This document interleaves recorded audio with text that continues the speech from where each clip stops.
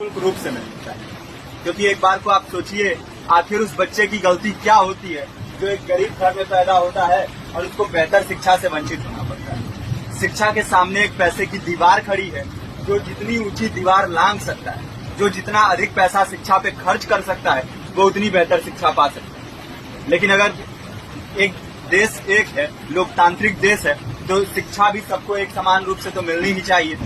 आज परिस्थिति ये है कि एक तरफ तो प्राइवेट स्कूल हैं जो लूट के अड्डे बने हुए हैं, वहाँ पे आप एडमिशन कराने जाएंगे तो सिर्फ एडमिशन के नाम पे ही आपको 10,000 20,000 रुपए देना होगा। और कमीशन खोरी का ऐसा धंधा है कि कॉपी, किताब, टाई, बेल्ट, ड्रेस, जूता कहाँ से खरीदना है ये आप नहीं तय करेंगे वो प्राइवेट स्कूल वाले। यानी आम लोगों की मेहनत की आखिरी कौड़ी उनके जेब से वसूल लेना चाहते हैं। और दूसरी तरफ सरकारी स्कूलों में न तो पर्याप्त टीचर है, न पर्याप्त बिल्डिंगें। 2019 का ही ये पुराना आंकड़ा है कि हर 100 में से 52 स्कूलों में या तो एक टीचर है या 2 टीचर हैं। और उन्हीं टीचरों के ऊपर जिम्मेदारी थोप दी जाती है कि जनगणना करो, मतगणना करो, पशुगणना करो, तमाम काम करवाए जाते हैं। और 19 के बाद से तब से कितने टीचर रिटायर हुए होंगे और 18 के बाद से कोई टीचर की वैकेंसी भी नहीं है। आप खुद भी सोच सकते हैं ये परिस्थिति और कितनी बिगड़ी है। इसीलिए हम लोग ये मांग उठा रहे हैं, चाहे कोई राष्ट्रपति का बच्चा हो या किसी मजदूर का, सबको शिक्षा एक समान मिलनी चाहिए और निःशुल्क रूप से मिलनी चाहिए। प्रेमचंद ने अपने दौर में भी कहा था कि एक सभ्य समाज में ऊंची से ऊंची तालीम मुफ्त होनी चाहिए और इसका पूरा खर्च गवर्नमेंट को उठाना चाहिए, क्योंकि हमारे देश को फौज से ज्यादा आवश्यकता तालीम की है। और शिक्षा से जुड़ता हुआ ही दूसरा मुद्दा हम लोग उठा रहे हैं। दूसरा मुद्दा है रोजगार का। रोजगार की परिस्थिति ये है कि आज सरकारी सेक्टर हो या प्राइवेट, सब कुछ ठेका संविदा के हवाले किया जा रहा है। परमानेंट नौकरियां लगातार घटाई जा रही है। इसी रेलवे में 1995 के आसपास लगभग 18.5 लाख कर्मचारी काम करते थे, लेकिन आज उनकी संख्या 12 लाख है।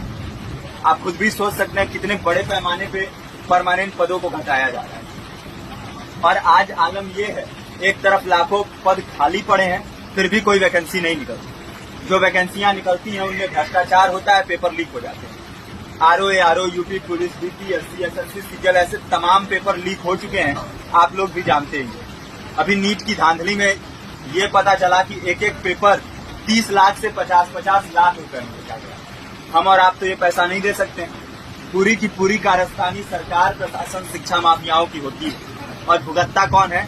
आम घरों के लोग, जो लोग सालों साल तैयारी करते हैं, दिन भर में 10-10 घंटे, 12-12 घंटे पढ़ते हैं। और इतनी कड़ी मेहनत के बाद, सालों साल की मेहनत के बाद उनके हाथ लगती है तो सिर्फ हताशा, निराशा, अवसाद।